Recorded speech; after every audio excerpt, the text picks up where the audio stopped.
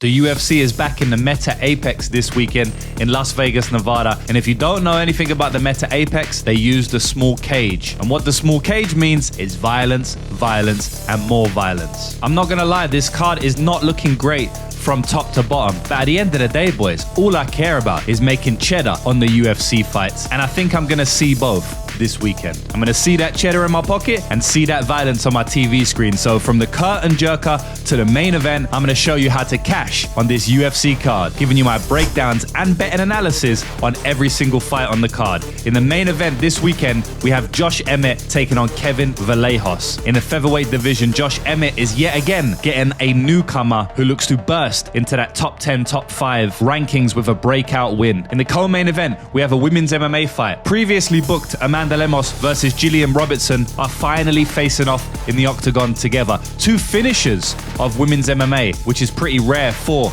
women's MMA. We also have Ion Cutelaba, the Hulk, the Madman, taking on Oumar Sy. We have Fili taking on Jose Delgado in a featherweight matchup that is probably my favorite, if not second or third favorite fight on the entire card. That's definitely going to be a banger. And we have so many more fights in tap. I'm going to bring you up to date on all of those fights right now. So let's run the intro and I'll see you on the other side.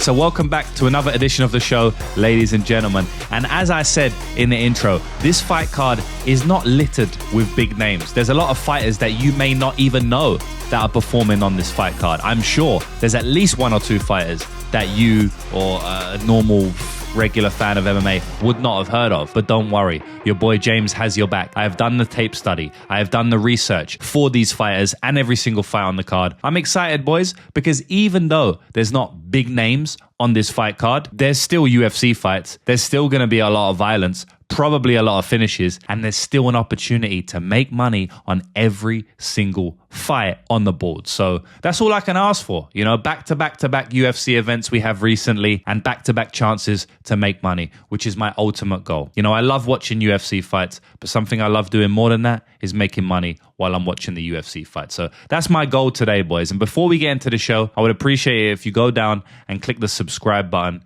It's the easy and free way to show that you appreciate me making these early videos for you every single week. So if you see value in these videos, I would appreciate a quick subscribe. So let's not waste no time, boys. Let's get into the main event of the evening. And yet again, we're showcasing my new graphics with a visual representation of the fighters rather than just the headshots. Exclusive to the lucrative MMA betting show. You know, we always try to level up the content game as well as the betting game. So like I said, boys, the main event of the evening, and it is Josh Emmett taking on Kevin Vallejos. Josh Emmett, absolute veteran of the featherweight and UFC, coming into this fight with a record of 19 wins and 6 losses. Kevin Vallejos, on the other hand, has a record of 17 wins with only 1 loss that did come under the UFC Dana White's Contender Series banner to now streaking potential future champion Silva. So very, very good record for Kevin Vallejos there. We've got a massive price tag on this one, boys. Kevin Vallejos currently sitting as the minus 465 favorite, with the underdog price tag on Josh Emmett sitting at plus 365. I will say though, boys, that these odds have only just dropped. So they're essentially opening odds at this point. So these odds that I read out throughout the show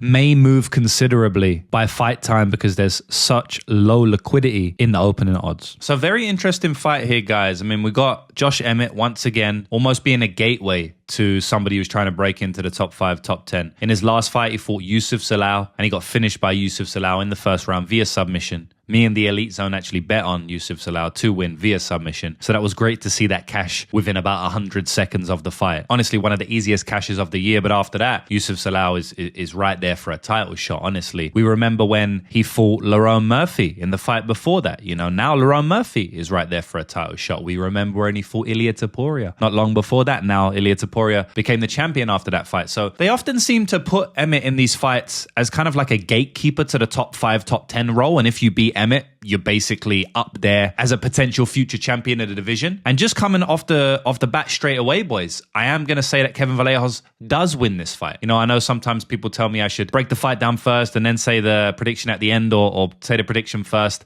I just go with the flow and see how I feel. I will say that Kevin Vallejos does what Laurent Murphy, Ilia Topuria, and Yusuf Zalal did in their fights against Emmett and beat him. I don't think he's going to beat him as good as maybe Ilia Topuria, but I think he could potentially beat him as good as Laurent Murphy. You know, that was a closer fight than the Ilia Topuria one. A lot of people, I believe, are going to be going back and watching that Ilia Topuria fight and saying, well, Kevin Vallejos is a boxer. So was Ilia Topuria. He can do what Ilia did to him. One thing I'm going to say about that is Ilia Topuria is one of the greatest fights we've ever seen in mixed martial arts, and he may still go down as the greatest fighter that ever existed on planet Earth. Like, that is a potential possibility, right? So I don't want to throw Kevin into that ilk just yet. He's 24 years old. He's very young. He has a lot of growing and maturing to do. I do think he's improving. I do think he's getting better. I think he's getting smarter. I think he's getting smarter with his gas tank, his cardio, and also his all-round game. You know, we see him mixing in his grappling against people like Danny Silva, whereas he didn't really do that too much on the regional scene, although he did it a small bit. So I think he's improving. I think he's getting better for sure.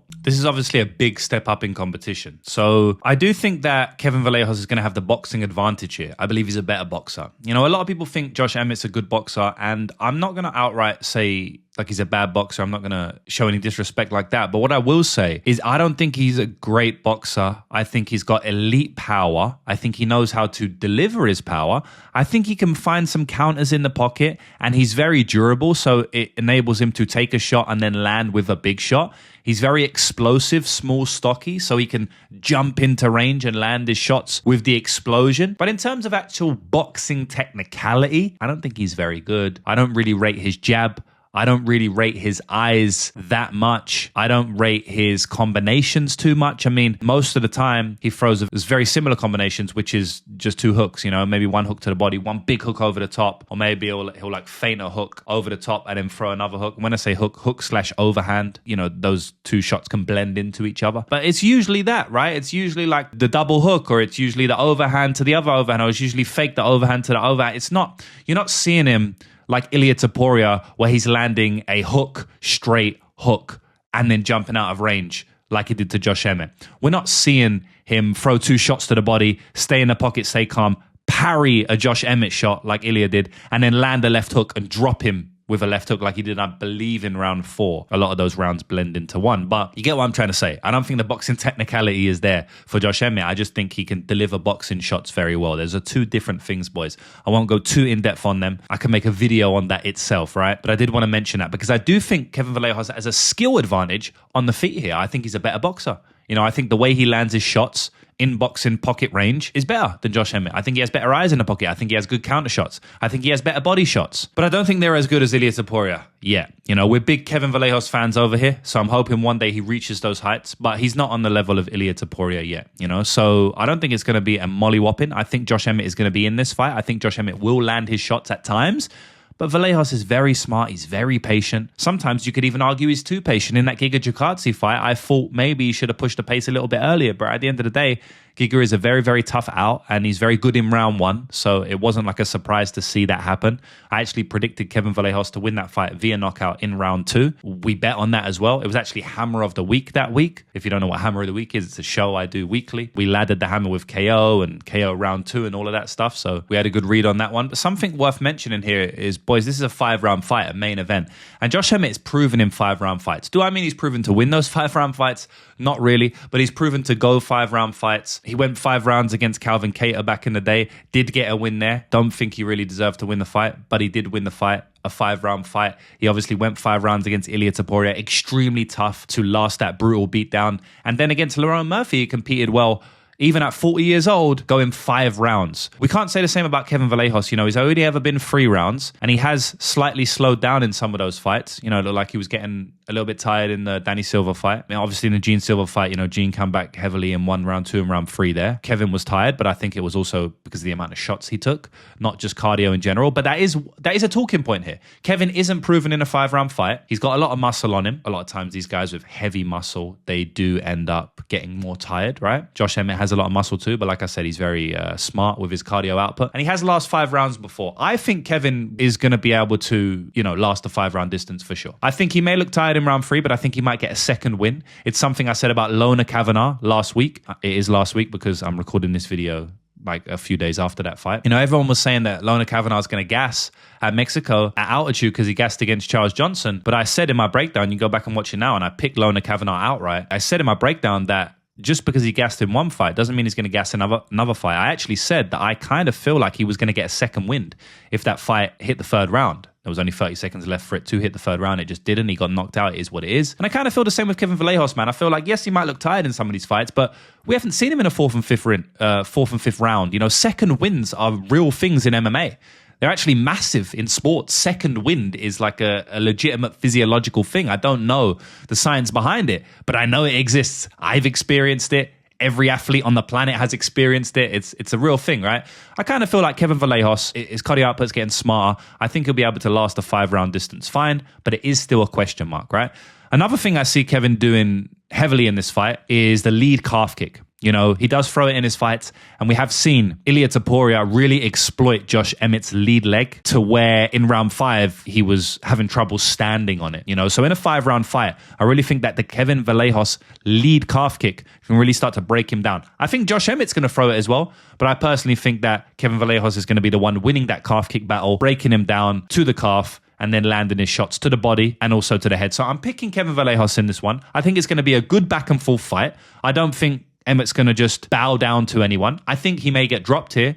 I mean, we see him dropped by right straights and left hooks by Ilia Topuria. I think both of those weapons are on the table for Kevin Vallejos here. We have seen him hurt before. We have seen him knocked out, although he is extremely durable. So although I'm not going to predict a knockout, I'm actually going to predict a decision because even at 40 years old, I just have a lot of respect for Emmett's durability. I will say that Kevin Vallejos ends up winning this fight. A little piece of narrative to mention for you here as well is that this is the second fight camp that Josh Emmett is doing under TJ Dillashaw, which is probably going to be beneficial for him overall. Now, he's getting a lot older, so I'm not saying he's going to look better. He's probably going to look worse because he's getting older, but I do think it's a beneficial thing training under TJ Dillashaw, who's a very smart MMA fighter, at least in one sense of the word, right? He understands MMA. He can break fighters down. He watches film and tape himself. And I recall before Josh Emmett's last fight against Yusuf Salau, he was calling himself Josh Emmett 2.0. Very confident going into that fight. So, yeah, and he said he had a lot more skills under his sleeve and he's learned new tricks and stuff like that. So I'm interested to see this one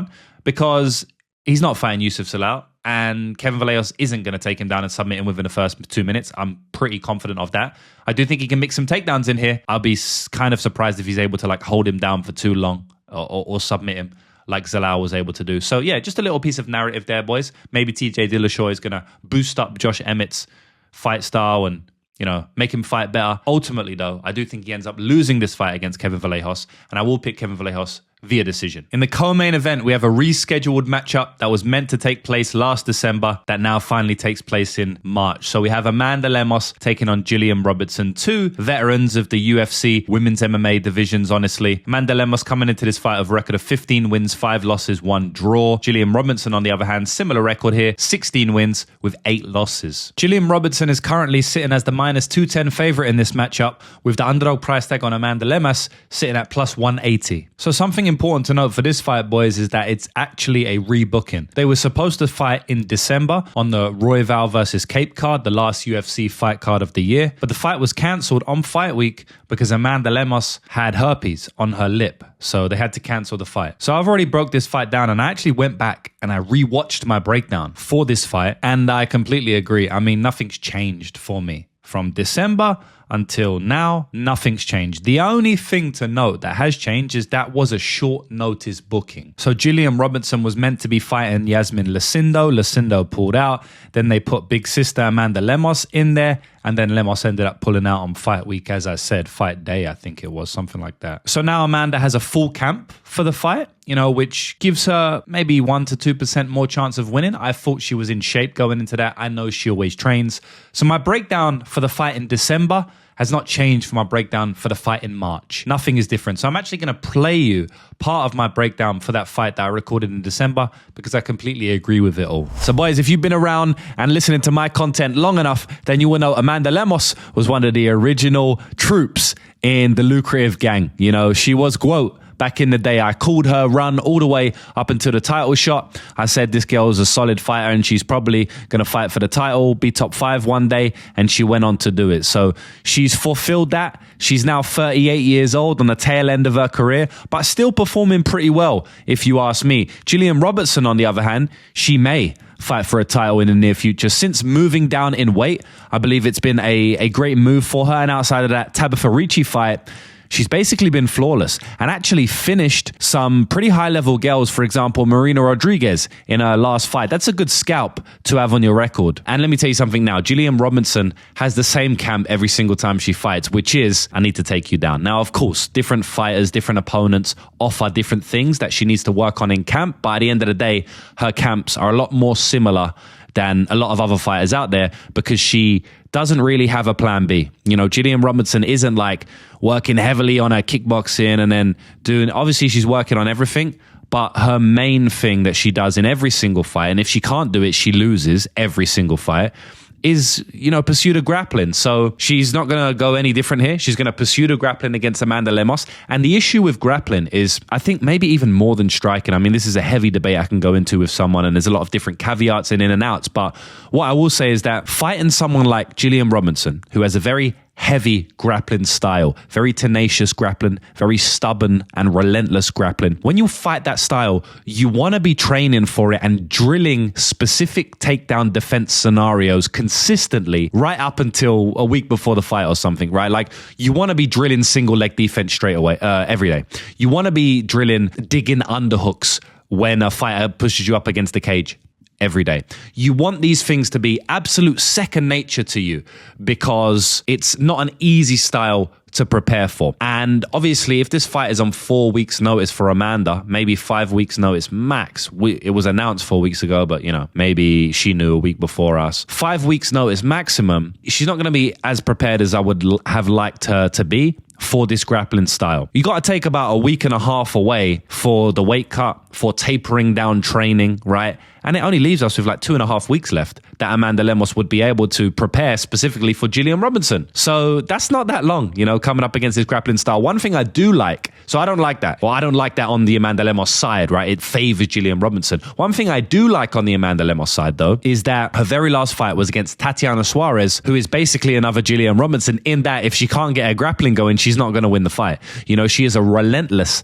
takedown artist, just like Gillian. So Amanda Lemos would have been training and drilling every single day going into that camp, and that was literally her last camp. So she can take some things from that camp into this camp. There's definitely going to be some crossover there, and that's honestly probably why she felt comfortable taking this fight on 4 weeks notice as well. She's like, in her head, well, I mean, I fought this style in my last fight. I literally drilled 12 weeks in a row, takedown defense.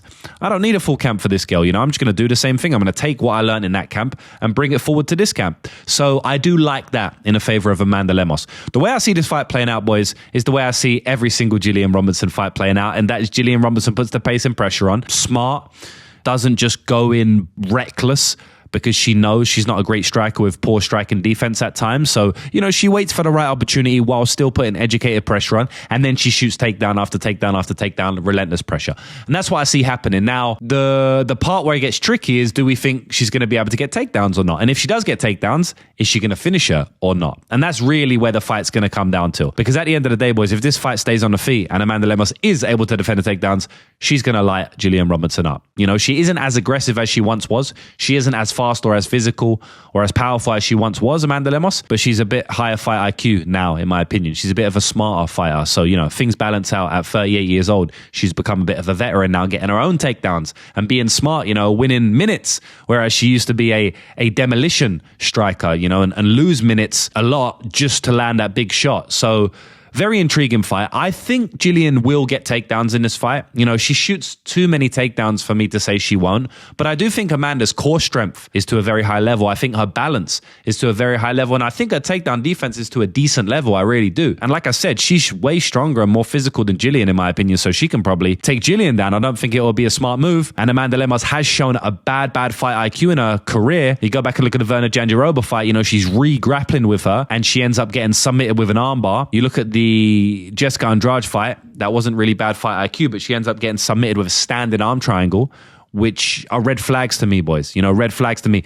That tells me that you can get got, you know? Like, if we're honest, the best grapplers in the world can still get submitted with like a really tight guillotine, you know, or a rear naked choke, you know. But the best grapplers in the world are not getting submitted with standing arm triangles. They're not. And maybe they're not even getting submitted with arm bars, you know, to a lesser degree. But it tells me that Amanda Lemos can get got, you know, and Gillian Robertson has a big chance of getting Amanda Lemos got with a submission in this fight. Not only submission, but also ground and pound. Gillian Robertson is one of the only girls in women's MMA that goes out there and really puts hands and elbows on her opponents when she gets in top position. You know, there's not a lot of ground and pound artists. Kayla Harrison is up there as well, you know, and she's so dominant because of that. Even in men's MMA, you know, ground and pound in general in MMA is not, I don't want to say it's a lost art, because I don't know if it ever was around, but we still have a long way to go when it comes to ground and pound, you know? I think a lot of fighters are not very good at it. Gillian Robertson is one of the few fighters that will go to,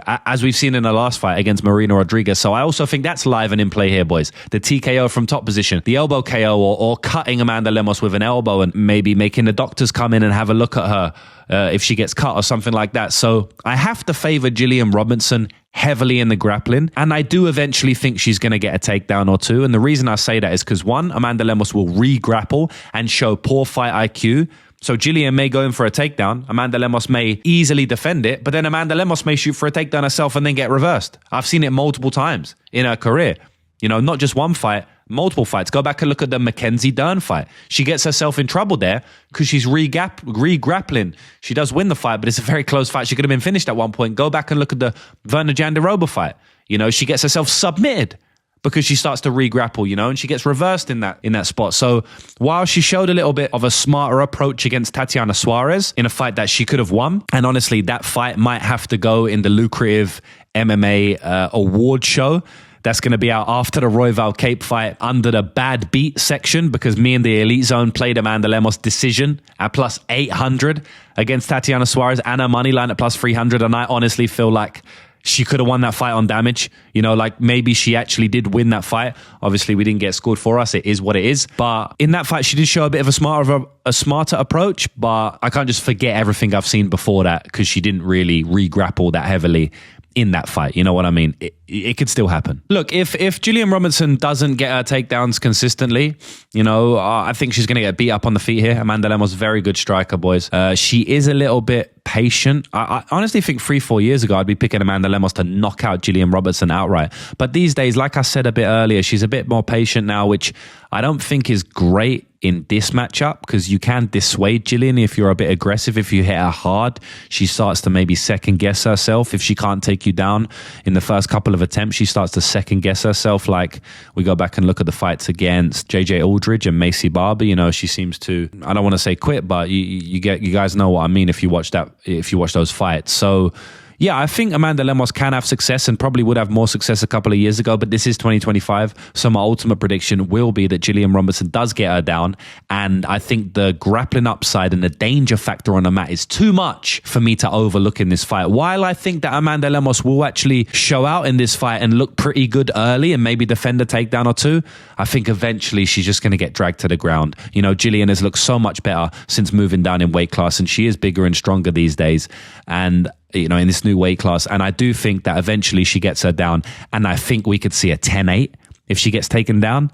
And I also think we could see a finish from ground and pound or submission. I'm kind of predicting Amanda Lemos to actually get taken down, but then reverse Gillian, because Amanda's pretty slick on the mat at times as well.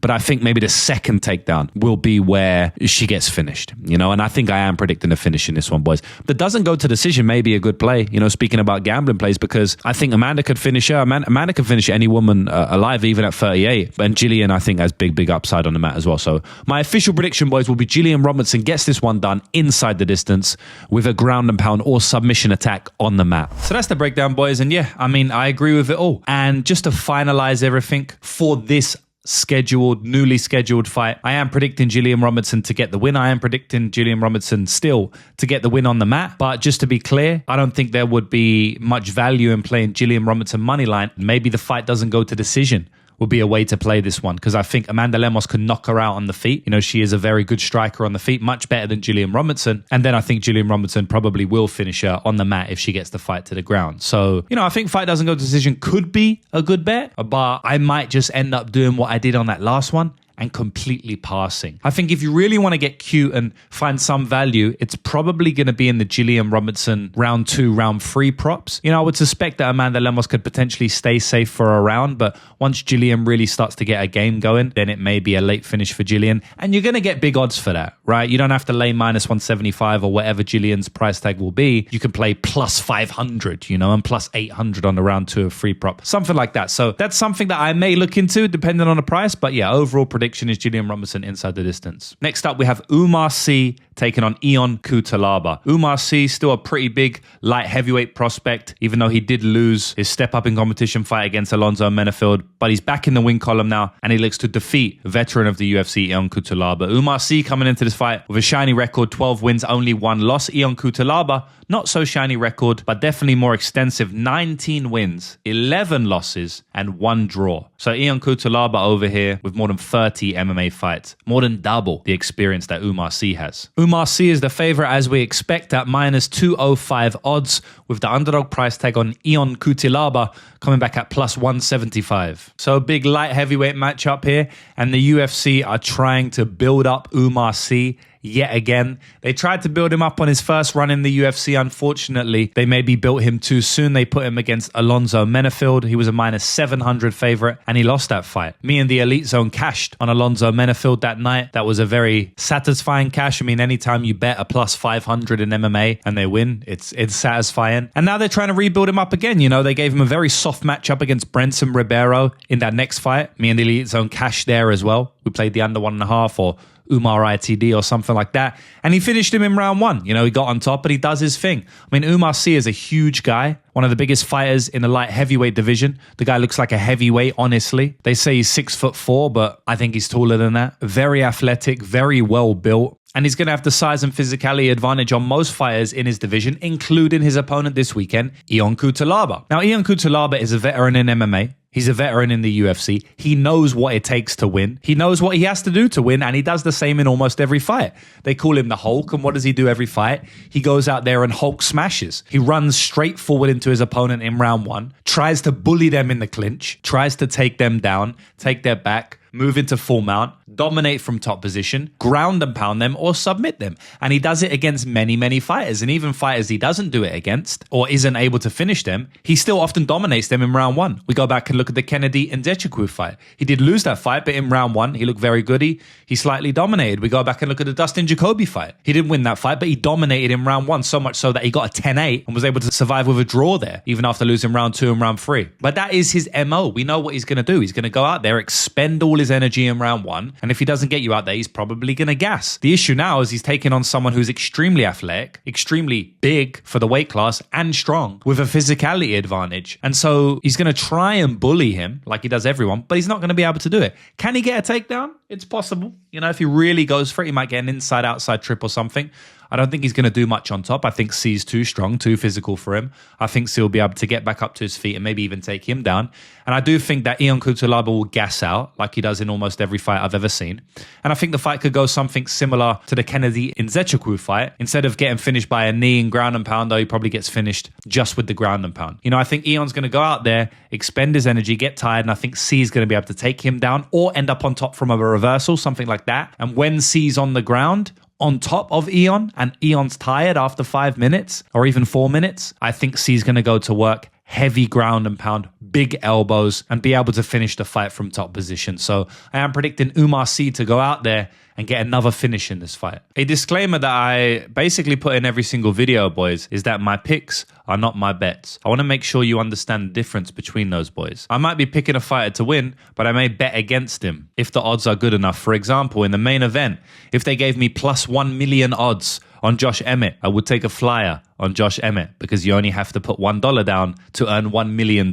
So that's an exaggerated example to tell you that picks are not bets. If you want my official bets, then the link is in the bio for that. You can literally get every single bet I place on every single fight I bet on, and you can copy and paste my bets. I tell you the exact amount of money to place on them. And if you want more than that, then there is the Elite Zone Inner Circle. That's inside my private room on fight nights with direct access to me and the community. That's available on the yearly and lifetime plan. So go to sublaunch.com/lucrativemma if you want to find out more about that.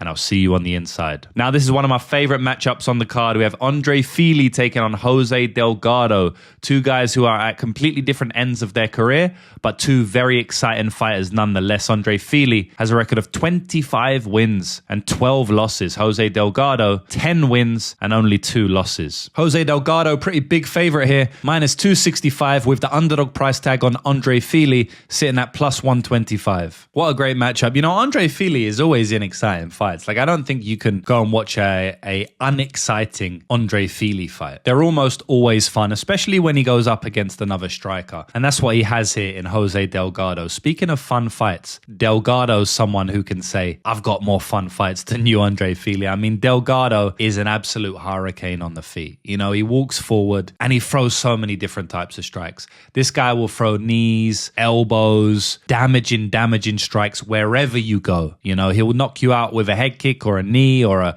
spinning back punch, whatever it may be. You know, he's very, very hard to deal with, very explosive, very athletic, and a good striker overall. Good cardio. You know, the guy hurts almost everyone he's ever fought. This guy's hardly ever been to a decision. And in the last fight, I don't know how that went to a decision with Nathaniel Wood. It was a very good fight, very technical fight, very close fight. They both hurt each other in that fight. And Delgado, in my opinion, seems to be too much for Andre Fili at this point in Andre Fili's career. I know he's coming off a good win over Christian Rodriguez. I think anytime you beat someone like Ciro, that's a good win. I just don't think this is a good matchup stylistically at this point in his career, especially. Andre Fili's only getting older. You know, he's only going to be getting hurt more and more. And he's got some weird losses lately. You know, his guillotine choke to Costa was a very strange one. You know, that's always spoken about as a very strange loss there. And I just feel like Delgado's going to crack him very early. We've seen him knocked out early by multiple fighters at this point in his career. We've seen him dropped and hurt by fighters where he hasn't been knocked out by, but he's still been hurt by them. Like Nathaniel Wood, for example, a common opponent there. I just feel Delgado has too much dynamicism, too much speed, power for Fili to deal with. And I see Jose Delgado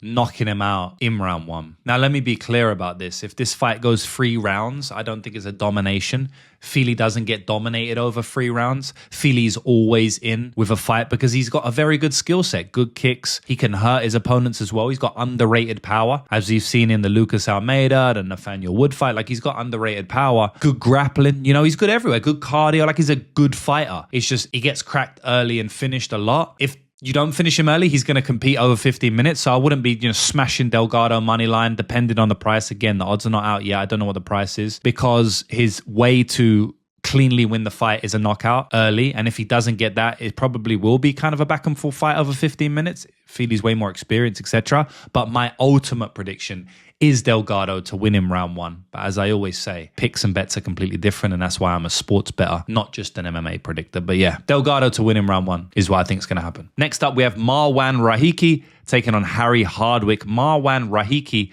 coming into this fight, very, very shiny record. One of 2 undefeated fighters on the entire fight card with a record of 7-0. His opponent, Harry Hardwick, has a record of 13 wins, 4 losses with 1 draw. Marwan Rahiki is the minus 185 favorite in this matchup, with the underdog price tag on Harry Hardwick sitting at plus 160 odds. Now, this is a very interesting fight, guys. Both fighters who are very new to the UFC. Rahiki making his debut in the UFC, Hardwick making his second fight in the UFC. Both fighters have 0 wins in the UFC. Obviously, Rahiki making his debut, and Hardwick did falter on his debut, did lose against Calway Fernandez. I think he was about a plus 180 underdog. He actually came in on short notice to that Calway Fernandez fight, did Harry Hardwick. Harry Hardwick was only on a 5-day notice for that fight, stepped in, made his UFC debut on 5-day notice, and got completely dominated. Harry Hardwick even has a video up on on his YouTube channel, and I believe the title was something like the worst UFC debut ever, you know, and I think a lot of people were calling it one of the worst debuts ever because he got thoroughly outclassed in that fight.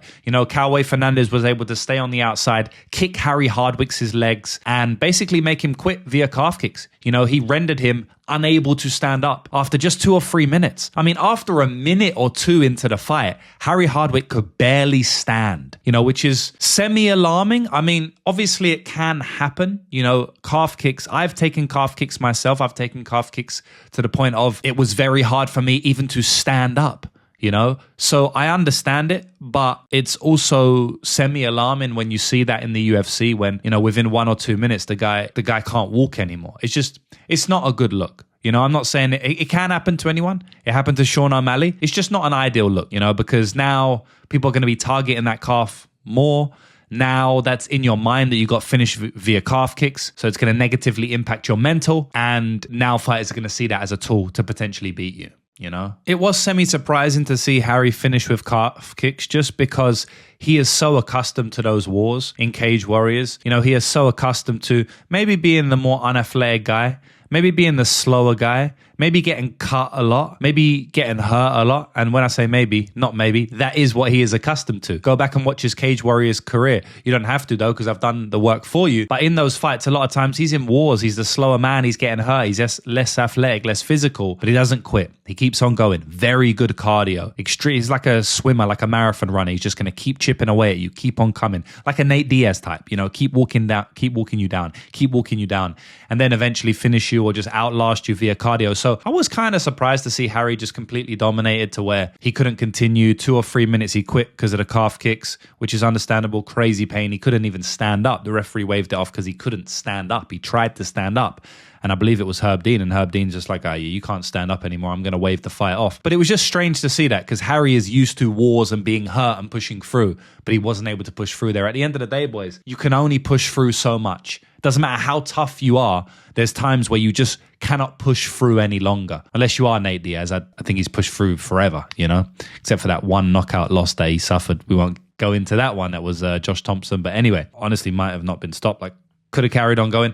So yeah, it was semi-surprising to see that. But something that's important to mention about that one, boys, is that not only was Harry taking it on short notice, 5 days short notice, but he was also moving up a weight class, you know, so that changes things. He's fighting a bigger man who was already more dynamic and more physical for him. And I think that the weight class definitely affected him. He's probably getting hit with shots that he hasn't really felt in live competition before either, because he's not fought at that weight class before. But at the end of the day, man, you can't keep getting into wars and keep getting hurt without getting finished, like I said. So I think that's going to be the MO for his opponent, Rahiki, here. Rahiki is going to have to drag him into a war because Harry's not going to get finished with one shot. You know, you're going to have to bring him into a war. Now, Cowboy Fernandez didn't bring him into a war, but Harry was on a war in his side. You know what I mean? So although it wasn't a war between them both, Harry was in his own war, just being battered.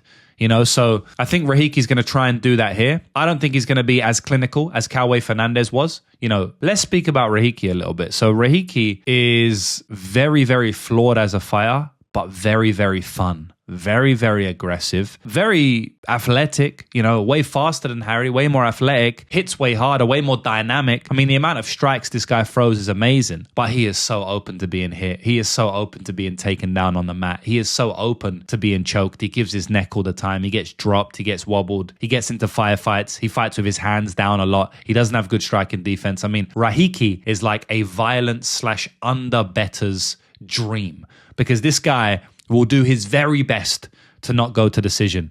And he's actually never been to a decision in his pro career. He has been to a decision in his amateur career, but never pro. And you can see why, man. Rahiki likes to fight with his hands down. If you go back and watch that Dana White's Contender Series fight, he got dropped brutally 2 times. You know, the first knockdown was just from his own lack of defense. I mean, he tried to throw a naked leg kick or a knee, and he got caught with a big overhand right, just completely clocked. He went straight down, and I thought the fight was over there. Herb Dean actually almost stopped the fight. He said, you have to keep fighting, you know, keep fighting, fighter. You know, when you hear that, the fight's close to being stopped. So it was close to be stopped. He managed to fight his way back to the feet because he's very, very tough, very durable, although he gets dropped and hurt a lot. You know, he's got very good recoverability, and he pushes through, much like Harry Hardwick. They're quite similar in that they're built from the same cloth where they just want to keep on fighting even if they're hurt. And after he got back to the feet, he was dropped again brutally in the same round. He stumbled back like Shane Burgos. It almost looked like he had like a brain falter or something, like his legs were just not underneath him, Bambi on ice. And he managed to survive. He pushed it into round 2 and got a knockout of his own. And the knockout was absolutely beautiful. I mean, he threw a head kick, then he threw a standing knee to the head, then he threw 2 elbows over the top and finished it off with an uppercut. I mean, absolute picturesque knockout. But it was more that his opponent was completely gassed than it was some great striking display, because it wasn't. You know, his opponent was just completely gassed. And it's funny because both of these guys will push through and gas their opponents out and then finish them. So in my opinion, that same thing's going to happen here. Both of these guys are going to land big shots on the feet. And this is going to turn into a durability/cardio war, in my opinion. Now, I think Rahiki has massive early upside here. I mean, he's way more dynamic. He's way more athletic. He has way more tools in the striking. When Harry Hardwick throws his shots, it's like jabs, 1-2 hooks and stuff like that. But it's not much on it. He hasn't got much on it. It looks like he's hitting the pads or the heavy bag, to be honest. You know, a death by 1,000 cuts, Nate Diaz style. Whereas when Rahiki throws, he throws with real power, real athleticism, you know, real missiles. I've seen him drop 3 people with body shots. I mean, that's a lot of people to drop with body shots. You know, 2 with punches to the body and 1 with a kick. So this guy is extremely dynamic. I mean, he's got leg kicks, head kicks, knees, elbows, uppercuts. You're not going to see Harry Hardwick throw all those type of strikes. Harry Hardwick, 1-2, 1-2, keep pushing you into the clinch, try and jump on your back, like take you down, methodically break you down with cardio. Whereas Rahiki is just a whirlwind. You know, he's like a tornado. He's just going to walk forward and he's like, it, let's just fight. So I think it's going to be a very exciting fight. I think someone's getting finished in this fight. And it's very hard for me to predict the winner because on the one hand, I see Rahiki having so much more firepower, especially early. But I see Harry Hardwick with someone who has way more experience in those type of fights. You know, Harry Hardwick throughout his entire Cage Warriors career, as I've said, has been someone, you know, who takes some punishment, he comes back, he gets into wars, he understands what it's like to fight deep into fights. He's been scheduled for 5-round fights before. You know, that type of thing. He has experience in that fight. And he has like more than double the fights of Rahiki. Although Rahiki, he looks way more dynamic on the feet. He's going to land some big shots early. Harry is at a massive speed disadvantage. So I think Rahiki's going to drop Harry early and hurt him. It's like, is Harry going to be able to push past that? Because if he is, he's probably going to come back and rally and get himself a finish later in the fight. You know, it's very tough for me to predict. But at the same time, Rahiki is not one of these fighters to gas out. You know, he is not one of these fighters to basically be victim of another guy who has crazy cardio, pace and pressure and durability. He's not really one of those guys. To finish Rahiki, it seems like you need to just slice through his pretty piss poor defense, you know, which a lot of fighters will do. A lot of fighters who are dynamic, who have power, will be able to do that. But Harry's not really that guy. So I'm actually going to go outright and pick Rahiki to win this fight because I actually think to some degree he can match Harry Hardwick's cardio, pace, pressure and toughness. But then I also give him massive upside for a finish early in the fight. You know, a doctor stoppage because I think he's going to cut Harry open here. And although I do think Harry is the better grappler and that is where Harry would win the fight, you know, I don't think he's just going to outpace him like that, although he does that to most fighters.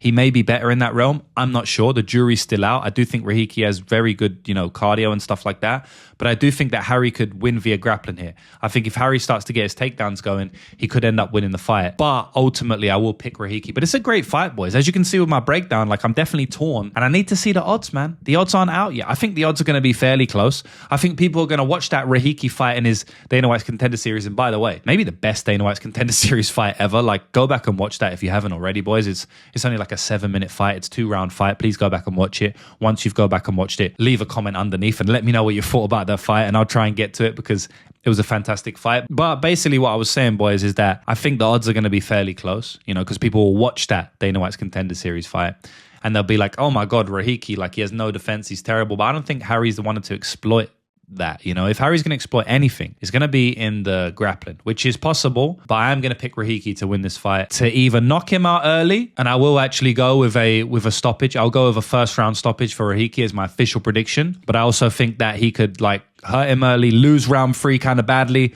but still win 29-28, you know, one of them ones. But yeah, this is a great fight. I mean, Harry Hardwick's submission will be a good prop to take for sure, but then Rahiki round 1 and Rahiki moneyline might be good depending on the odds as well. So that's my prediction for the fight. Banger of a fight. fight of the night, I think. Next up, we have some heavyweight action with the new heavyweight contender, Vitor Petrino, taking on Steven Asplund. Vitor Petrino has a record of 13 wins, just 2 losses. Steven Asplund, almost half the amount of wins, but also half the amount of losses. 1. He has a record of 7-1. Vitor Petrino, the slight to moderate favourite at minus 185 odds, with the underdog price tag on Steven Asplund sitting at plus 160. Here we are, the big boys. The new big boy in Vitor Petrino obviously started his UFC career at light heavyweight. Now he moves up to heavyweight and he's fighting a true heavyweight here, man. Steven Asplund is a big, big boy. Steven Asplund is also somebody that I like very much. I bet him on the Dana White's Contender Series. I also bet him in his debut against Sean Sharaf. I bet him to win in round 2 as well and via KO. That was an epic cash for me in the Elite Zone there. And we've made some money on Petrino as well. So we like both these fighters. And I think that this fight may come down to the grappling skills of Vitor Petrino. I mean, I know a lot of people know Vitor Petrino from getting these knockouts against someone who is actually Asplund's teammate in Thomas Peterson, right? And some other fighters like Rodolfo Bellato, etc., etc. But let's not forget, I mean, Vitor Petrino has a very good grappling game. He can take you down and submit you. And I actually saw on his Instagram that he was recently awarded his black belt. So that's something to note. 12 weeks ago, precisely, he was awarded his black belt. So he's been a Brazilian Jiu-Jitsu black belt now for the last 3 months. Is he going to want to go off and go in there and prove that black belt, and take Asplund down and submit him? I think it would be a wise choice, honestly. And if we see Steven Asplund's only loss of his entire amateur and professional career, it was against Denzel Freeman. And he did get ragdolled and he did get choked out in that fight. He's had 5 amateur fights, won them all. 8 professional fights, won them all except for one where he got absolutely exposed on the ground big time, kept giving his neck up, even after getting taken down multiple times. I don't know why he was giving his neck out. If he does that to Vitor Petrino, I'm pretty sure he's getting choked out. I really, really am. So that is going to be my overall prediction of the fight. Something that I want to mention, boys, and I actually noticed this not only in the video I showed you earlier, but another video. It seems like Vitor Petrino may have a hand injury at the moment. I don't know how much it's going to affect him in the octagon, but as always, I like to give you as much information as possible so you can either follow my bets, not picks. The link is in the bio for that. Or you can just use my analysis to make your own bets if that's what you like to do. And I'm going to show you this on the screen now, where Vitor Petrino seems to be healing some hand injury here, and that's the exact same hand that I saw that was taped up in the video I showed you earlier where he's got his black belt. So I don't know if this means anything, boys. At the end of the day, fighters always go in there with injuries, but it was something that I noticed in my study for this fight. And so it'll be interesting to see if he goes in there and maybe doesn't throw the hand as much as he's used to. Maybe he just tries to go the grappling path. Sometimes hand injuries can be worse when you're grappling, depending on what it is. Sometimes they can be worse punching, So I think that overall, the grappling path is the smartest for Vitor Petrino, but even on the feet, he could still land something on Asplund. If Vitor doesn't go for a takedown, no, Asplund maybe just uses his size to grind him up, puts on a crazy pace. I mean, I really like Asplund's style. I mean, this guy's throwing so many strikes for a heavyweight, crazy pace.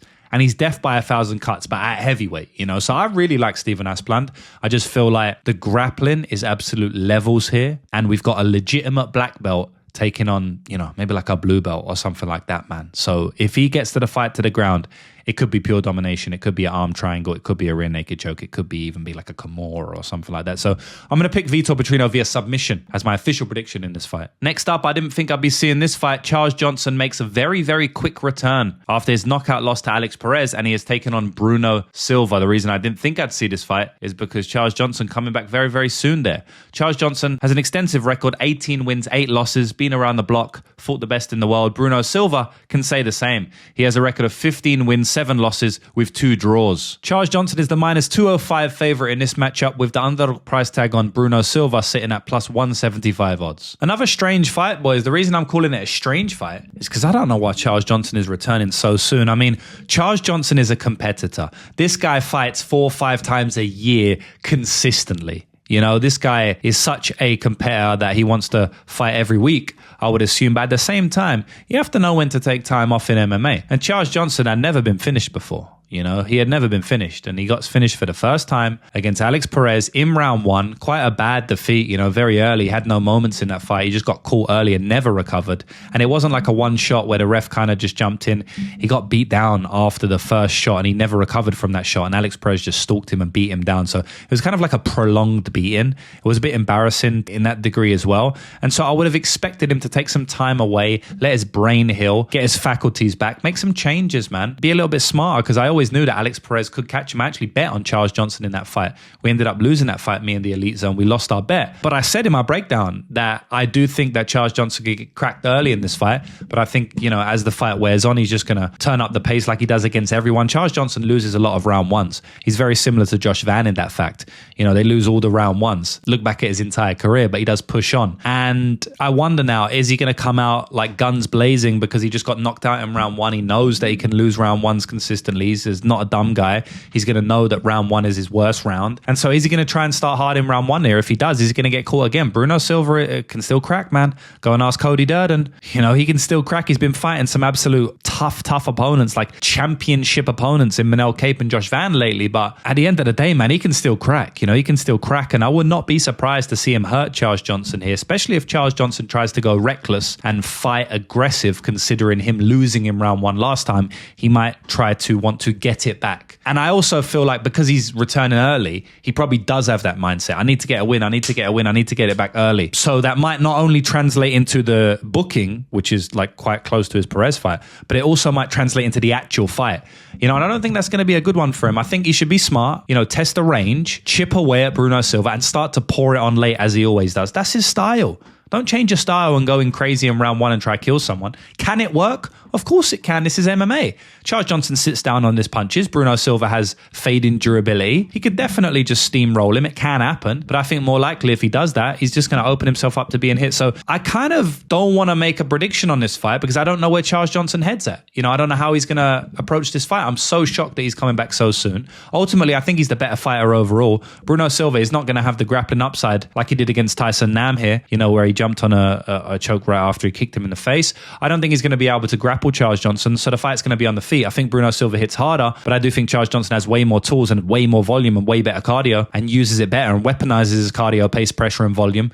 So I'm definitely going to pick Charles Johnson here. He just needs to be smart, and I want to know that his durability is back to where it was pre-Alex Perez fight, which was like 6, 7, 8 weeks ago. It's like it's not a good look, you know? So yeah, I'll pick Charles Johnson. It looks like anytime this guy loses, he gets a win after. You know, the guy's a very good fighter, but yeah, there are just a few things you need to worry about. But ultimately, I got Charles Johnson to win this one. I'll pick him to win via decision as well. Next up, we have a battle of the old boys. Brad Tavares is taking on Eryk Anders in the middleweight division. Brad Tavares coming into this fight with an extensive record, 21 wins and 11 losses. Eryk Anders, fairly similar record here with 17 wins and 9 losses. In the battle of the old boys, they have a closely lined fight as I would have expected. Brad Tavares sitting at minus 136 odds, with the underdog price tag on Eryk Anders sitting at plus 116 odds. Yeah, battle of the old boys, as I said, and this one is extremely volatile. You know, that's the first thing I want to mention.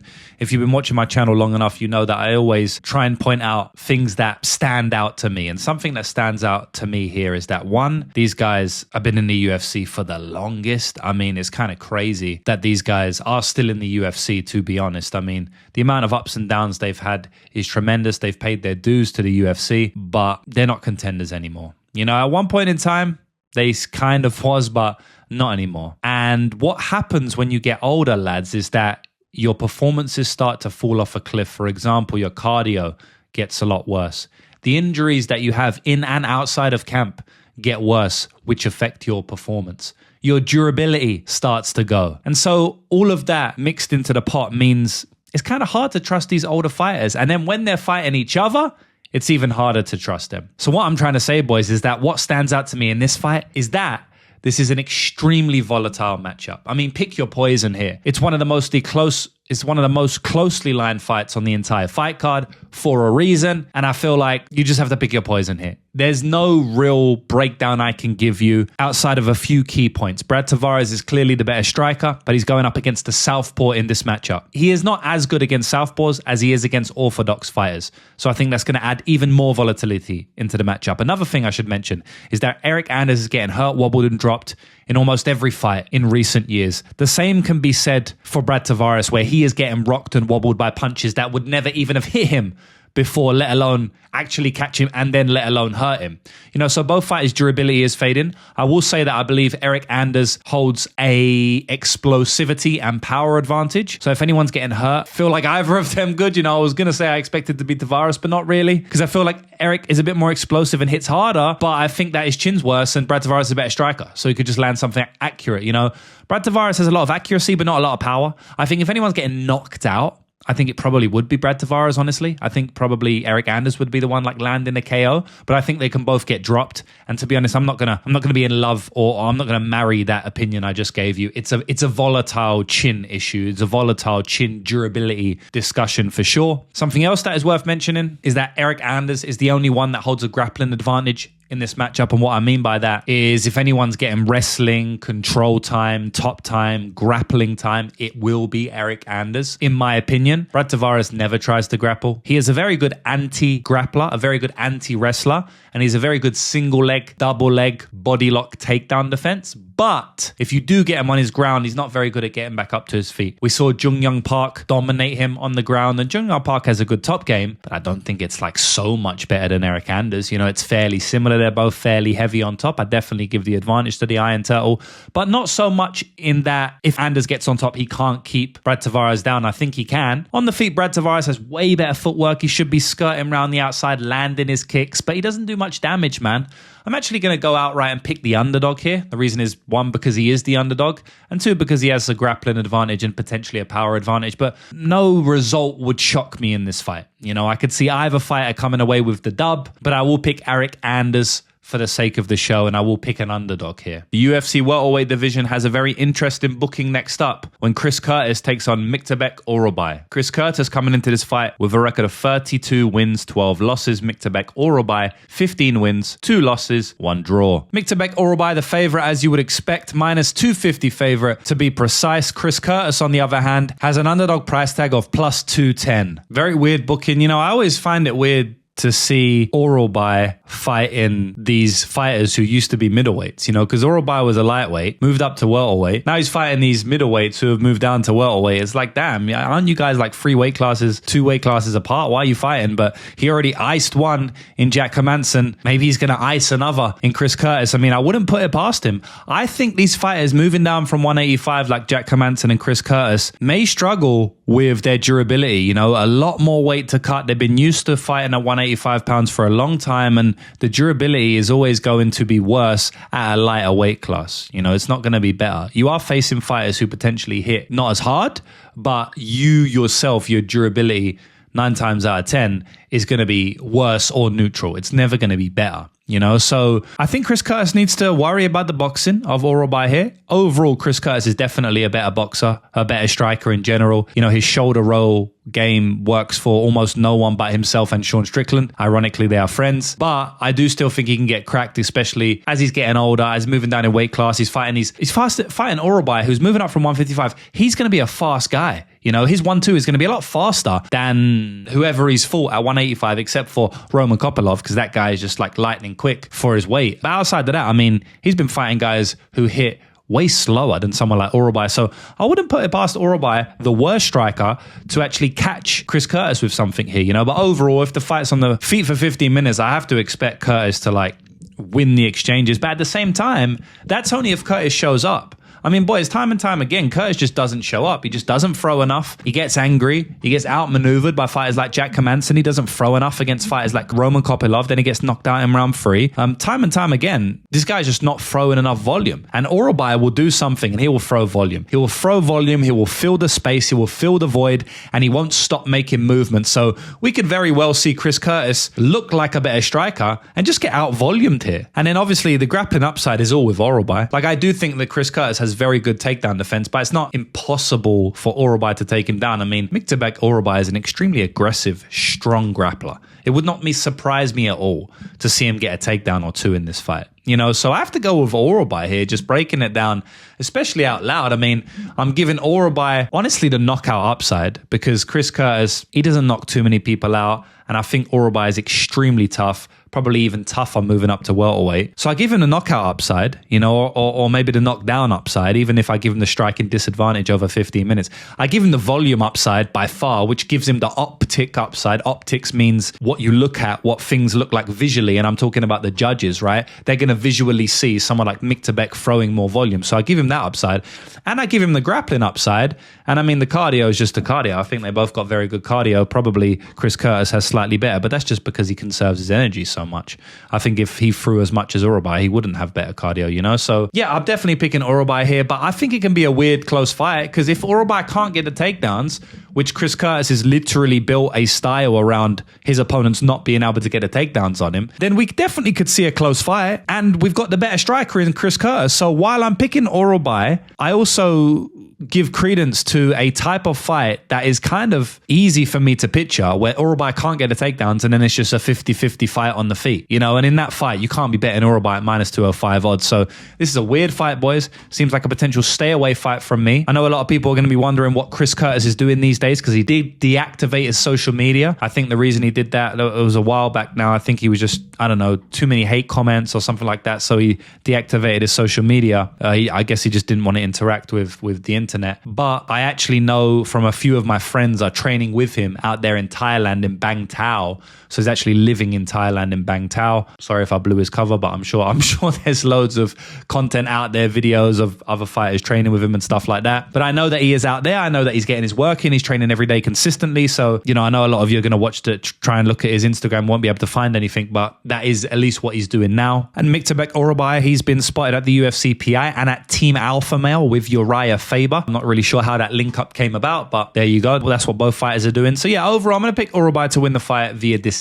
But like I said, very strange fight. The weight, the inconsistencies of Curtis, the fact that maybe it's going to be a striking fight, like just lots of weird things in this fight. Makes it a stay away for now. Maybe the prop odds are going to show me something when they open. But currently, Orolbai via decision is my pick. This fight is an absolute banger. Next up, we have Bolaji Oki taking on Manuel Sousa. Bolaji Oki coming into this fight 10 wins, 3 losses. Manuel Sousa, on the other hand, 13 wins with only 1 loss. Massive price tag on Manuel Sousa here at minus 425 odds with the underdog price tag on Bolaji Oki sitting at plus 325. This is a banger of a fight, boys. I mean, anytime Manuel Sousa gets in the octagon, you know it's going to be a banger of a fight. I'll give you some background on Manuel Sousa. If you don't know, you better get to know. So this guy was 2-0 down on the Dana White's Contender Series going into the 3rd round. And he butchered his opponent in the 3rd round, ended up getting a 3rd round stoppage. Dana White was on his feet and obviously signed him. You know, that's the type of guy Manuel Sousa is. He can be 2-0 down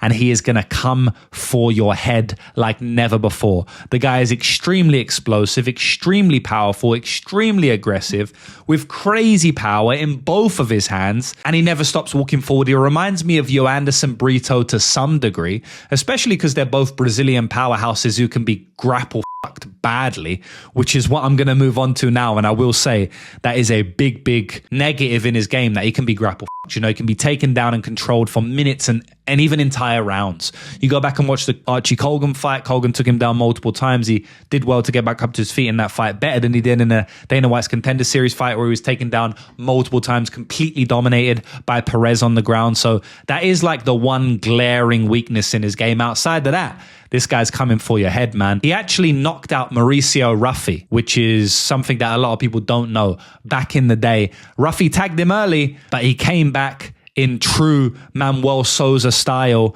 and poured it on and landed a brutal knockout, one-punch knockout against Mauricio Ruffy there. So that's the type of power he has, and that's the type of grit and determination he has. He's going to keep on pushing forward. He honestly reminds me a little bit of a Brazilian Mason Jones, and that's the last fighter Bolaji Oki fought. Now, look, before the comments crucify me, there's definitely a lot of differences between Mason Jones and Manuel Sousa, but it's still worth mentioning that they do have some glaring similarities, which is just the pace, cardio, pressure, and kind of overall, I'm not going to say stupidness, but like stupid tough, where it's like they don't have any regard for their health at times. They just walk forward and just put pace and pressure on their opponents, sometimes to their detriment, sometimes to them getting hurt and tagged. That's kind of what Manuel Sousa and Mason Jones share. But that is the exact thing that broke Bolaji Oki in his last fight. So we touch on Bolaji Oki here. He's had like a up and down UFC, like in my eyes, right? He had a lot of wins outside of the last fight, but outside of the last fight and the Chris Duncan fight. But he's had a bit of an up and down career because got choked out by Chris Duncan as a fairly big favorite. Shout out to Chris. I mean, Chris can choke anyone out, so that's actually not a bad look in this day and age. But at the time, that was kind of surprising. And then he ends up winning a couple of fights against fighters who are a lot smaller than him, short notice fighters in Michael Aswell and Timothy Kawamba. And then he takes on Mason Jones. He has a great first round. Kind of. He has a great first 3 minutes. He knocks Mason Jones down bad 2 times. Beautiful combination, the first Mason Jones knockdown, by the way. I just want to shout out that combination for a second. So he catches the kick. He throws an overhand / straight right. Mason Jones is too far away since he's at kicking distance, even though Bolaji does hold on to the leg to try and close distance. But it's just a rangefinder, throws the right hook, doesn't land, throws a beautiful left hook to the body / chest, lands beautifully. Then with that same momentum that he just threw the left hook with, triggers a huge missile of a right hand over the top of it and lands beautifully on Mason Jones's chin. Knocks him down. Just a beautiful combo that I wanted to shout out. I'm a bit of a striking nerd, so that was a beautiful one by Bolaji Oki, especially coming off a caught kick. It's just like you practice that on the pads for hours and hours, for years and years, to eventually land a beautiful combination like that in the fight. So congratulations to Bolaji Oki for that. Yeah, tip my hat to you. Beautiful combo. He was then like putting the pace and pressure on, and he kind of gassed himself out because he really wanted to knock out Mason Jones.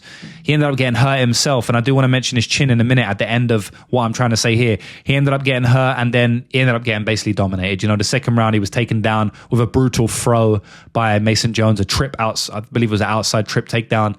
And he just got dominated from top position because he had no gas there. So he gassed himself out by giving it his all. I don't think his gas tank is ideal, like overall. I really don't. I don't think he has a great gas tank. I think if he fights calm and reserved, he has it. But in like wars and stuff like that, I think Manuel Sousa is going to eat him alive in that type of fight, just like Mason Jones did, honestly. And then touches on his chin. I have some questions about his chin. I don't think he has a great chin. He got knocked down from a Mason Jones shot that didn't look that hard. And there's a few other fights I've seen on him where I don't love the way he's reacting to shots. I don't think this guy's got the worst chin of all time. I definitely think he can get knocked out. Let's put it that way. This is a very interesting fight, boys, because we got Manuel Sousa as a massive favorite, one of the biggest favorites on the card. And I can't say I get behind that. Boys, picks and predictions are one thing, but the bets that I place are completely different. I picked Merab Dvalishvili to beat Peter Yan.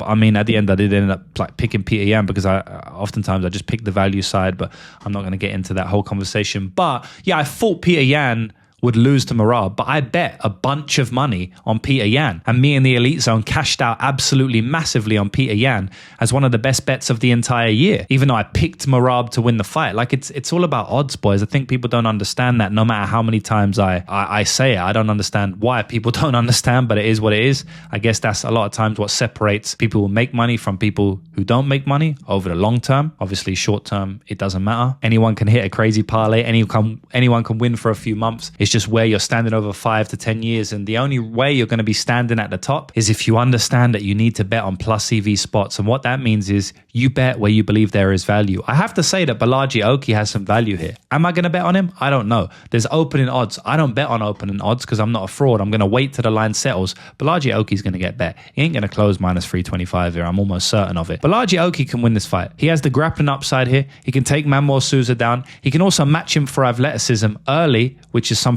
that is not often said in a Manuel Sousa fight, kind of like how Colgan did. And he's also got very sharp hands who can kind of keep his distance with his 1-2s and his powerful 2s, again, in the first few rounds. I just feel like the tide will turn at some point because I don't think Bolaji Oki has much finishing upside against Sousa. He's so tough, Sousa. So that third round's going to be a mad sweat. And like I said, I do think Oki has a bit of a bad chin. So I could see Sousa just knocking out Oki here. And it will be my official prediction, man. I'm going to pick Manuel Sousa to win via knockout here. But I feel like Bolaji Oki could definitely win the fight if he fights smart, uses his takedowns when he needs to, doesn't overextend on his shots. If he hurts Sousa, doesn't go crazy trying to knock him out, keeps his cardio for the later rounds, because it probably will get there, and fight like a high fight IQ game plan, I think he can win the fight. So I'm going to pick Manuel Sousa via KO, but yeah, we'll see. We'll see what I decide to do with this one in terms of bets. It may just be an overall pass. I need to see the lines for all the props first. Boys, I want to let you know that every single week I give a free bet out. Not a free pick or prediction, an actual bet that I'm placing. And I send it to my Telegram group before I send it out to anybody. My Telegram is actually completely free. You can join that via the link in the bio. I'll be posting this week's free bet there in the coming days. So hit the link in the bio if you want to join that for free. Next up is Luan Lacerda, and he is taking on Hecher Sousa. Luan Lacerda coming into this fight with a record of 13 wins, 3 losses, and Hecher Sousa, on the other hand, 14 wins with only 1 loss. The UFC debutant Hecher Sousa is the -240 favorite in this matchup, with the underdog price tag on Luan Lacerda sitting at +205 odds. This is a good fight. We got the Guanche Warrior, hopefully I said that right, taking on Luan Lacerda, the Brazilian grappler. That's not his nickname. Let me check his nickname. Wait there. I don't even think he has a nickname. I just made the nickname up for him. But yeah, this is a good fight, boys. I mean, Luan Lacerda is cinema to some degree, you know, because he's always going to go out there, push a pace and try and get a submission. He did do it in his last fight. It was a weird fight because he was looking good, but then he was looking really sketchy, you know, against Simon Oliveira, who's not really UFC level. He did take Simon Oliveira down, was dominating him on the ground, but got reversed multiple times in that fight and was throwing up a few submission attempts, but Simon Oliveira was able to weather the storm and come out on top, and he did finally manage to get his armbar, but he was looking very tired. You know, after the armbar, he didn't jump up celebrating straight away. He looked kind of relieved, like, damn, I was tired there. I'm glad I got that armbar. In the Damon Blackshear fight, he gassed out in that fight. You know, I feel like when he has to grapple hard, he gasses out. You know, and one thing about Hecher Sousa, he's probably going to make you grapple hard, either defensively or offensively. Something I want to mention on the Hecher Sousa side, we'll flip to him for a minute, is that I have seen this guy fight completely differently in almost every fight I've watched, which I actually love, you know, because it tells me that he can fight to multiple different game plans. I've seen this guy pressure his fighter like he just wants to take his head off. Calm, controlled pressure. He's never crazy. He's never like overly aggressive. But I've seen him pressure his fighter kind of how he did on the feet when it was there for the small minutes it was there on a Dana White's Contender Series, and land some big body shots, land some kicks up the middle, land some teeps, and land some good boxing combinations. Just pressure and break down his opponent on the feet only and not grapple. I've seen him do that. I've seen him employ pure grappling game plans like he did it on the Dana White's Contender Series fight, just consistently grappling his opponent, moving into mount, etc., etc. I've also seen him fight on the back foot like he did in a Tomas Gronval fight. So I've seen him fight to multiple different game plans. Striking only. I've seen him fight to a grappling only game plan. I've seen him fight on the back foot like a point fight style, but I've also seen him fight a pressure style where he's hunting a knockout, you know. So, and I've also seen times where he takes his opponents down and really aggressively hunts the submission, and times where he takes him down and he just wants to control him and win the round. So I think this guy is very well rounded. He's not going to be easy to beat because you're kind of going to have to expose one of his weaknesses, which I don't really know what it is. Maybe we could say chin. Not really. His only lone loss has come in the professional scene. He had a long amateur career. He lost a few fights there, but his only loss in the professional scene has been a knockout loss inside 44 seconds. He just got caught with a beautiful combo there. He did get dropped, but he still had his faculties there. So I feel like his chin's pretty good. He just ended up getting caught. So I think this guy's well-rounded. And to be honest, if you're well-rounded, you'll probably beat Luan Lacerda. I mean, Lacerda's going to do what he always does, boys. Go in for the takedown, try and get his opponent to the ground. But even if he does take him down, I kind of expect Sousa to be able to get back to his feet. I would be kind of surprised if Luan didn't have a submission attempt in this fight. You know, so if you really want to get cheeky, you can play Luan submission. It's going to be a big price tag, you know, at least 4-1, probably maybe even like 6-1 or something like that. Really depends on what book you're using, how sharp they are, and where the line moves from now. But that could be a sneaky prop. I'm not predicting it to happen, but I do think Luan will have 1 or 2 submission attempts in this fight because Sousa will go into the grappling if you force it. I think he's going to be stronger than Luan. I think Luan's going to try and shoot a takedown, and I'm guessing Sousa will defend a takedown because he's a stronger fighter, and when he does that, he'll probably end up on top. That's when Luan Lacerda will throw up a triangle,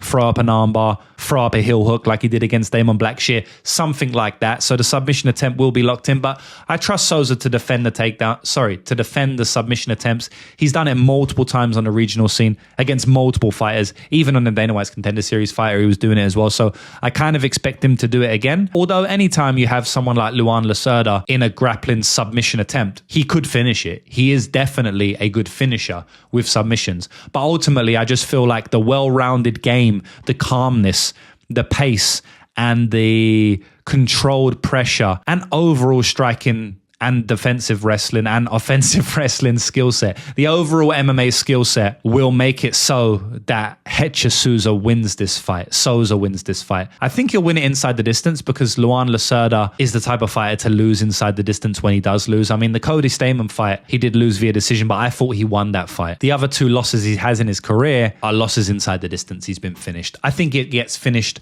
one more time here. I got Hecher Sousa for the win. Next up, we have a potential future contender in the division with Mesquita taking on Montserrat Rendon. Mesquita, the future potential contender in the division, has a record of 6 wins, 0 losses. Montserrat Rendon, on the other hand, 7 wins with 1 loss. Mesquita, one of the biggest favorites on the card, as to be expected, minus 450 odds with the underdog price tag on Montserrat Rendon sitting at plus 350. This one should be easy pickings for Mesquita here. I mean, Mesquita is a prospect that you need to keep your eye on. I know a lot of people watching this video won't know who she is, but she's a problem, man. She's one of the best women's MMA grapplers on the planet, and she's taken on a fighter who is physically strong but tries to get her own grappling game going and isn't good on the feet. So I really don't think that's a good style to fight Mesquita. I mean, the style that you need to fight Mesquita is to be physically strong, like Rendon is, to defend the takedowns, but to be good on the feet, a good striker. I don't even know if she's a better striker than Mesquita. Mesquita is not good on the feet, but Rendon is not good on the feet either. So it's just kind of like a bad style, because the way Rendon does her best work is by grappling you, clinching you, getting the fight to the ground. And if she tries to do that against Mesquita, she's probably going to get reversed, taken down herself. And if not, if she gets a takedown stupidly, she's going to get submitted from guard, reversed, sweeped. Like, the possibilities are endless, end up on bottom and then finished by Mesquita. So yeah, I feel like Mesquita's got an easy fight here, really. I mean, I don't see a coherent path to victory for Rendon outside of jabbing on the feet, staying at range, using, because she's quite tall, you know, using her size and maybe like clinching, but never getting taken down off a clinch, just clinching up against the cage and just making it gritty and grimy for the woman who hasn't really been in those gritty and grimy MMA experiences before. You know, Rendon has gritted out wins. She's toughed out wins. She's gone to split decisions back and forth, pushing through. Mesquita basically just takes you down and dominates you. I have seen Mesquita take bums late into the fight, to be honest, but everyone gets finished eventually. In her last fight, she showcased some really, really good ground and pound in round 1 there. She ended up submitting Alexieva easily in round 2.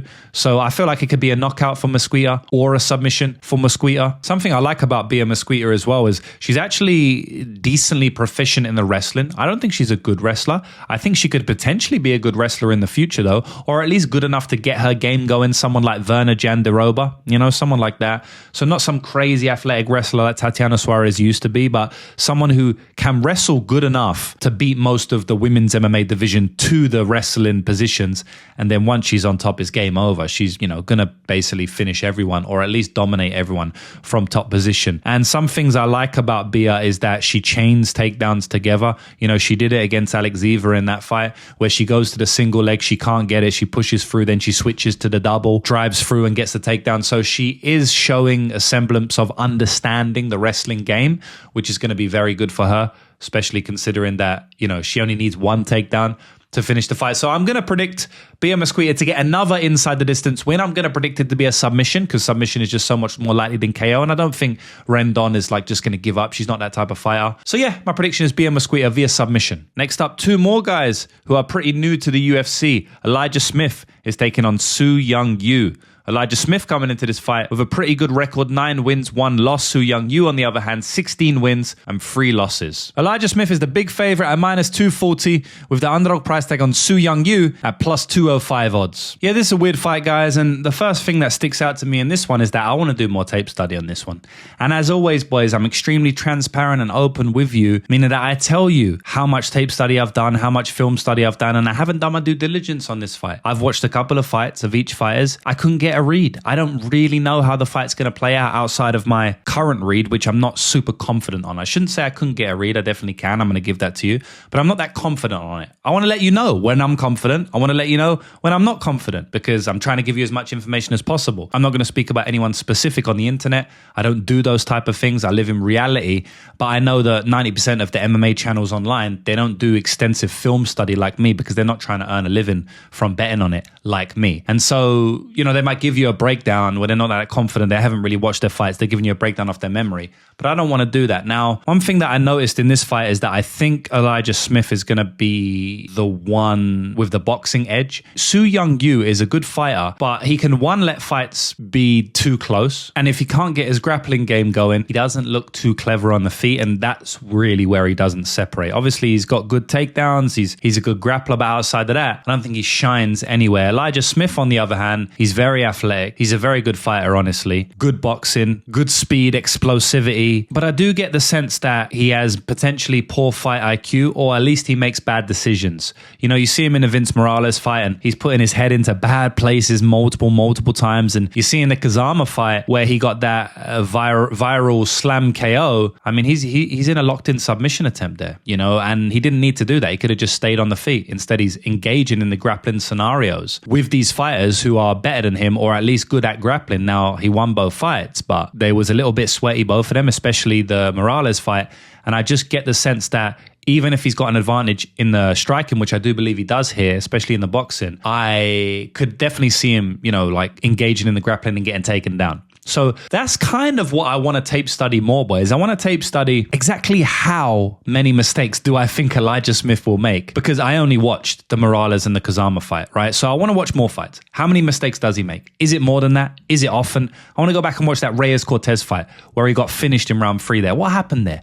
I need to refresh my memory, because if this guy's continuously shooting and re-grappling with fighters who are better grapplers than him, or at least on the same level, then maybe he shouldn't be deserving of this price tag. But overall, I do think he's going to win the fight. Something else that is interesting to me, boys, during my study for this fight, when I'm looking at the fighter interviews and the narratives and the outside of the octagon stuff, which at times can be important, I noticed that Elijah Smith has a full-time job, or at least a job. It may be part-time, but he has a job at Subaru, so he did an interview with James Lynch. Shout out to my man, James Lynch, one of the best in the game. He interviewed Elijah Smith, as he interviews all these fighters before their fights. And I saw Elijah Smith taking the interview during his lunch break, right? So he doesn't even train MMA full-time, which again isn't great. Just something I noticed. I also noticed a weird tidbit where Elijah Smith and Su Young-yu was actually on the same podcast like a few weeks ago. I think one of them interviewed each other. Not a few weeks ago. It was about 4 or 5 months ago, but that was just strange. And now they're fighting each other. So yeah, a few things I want to look at in this fight, boys. A few strange things. But I do believe that if Elijah Smith comes in with a good game plan, improved fight IQ, doesn't re-grapple with you,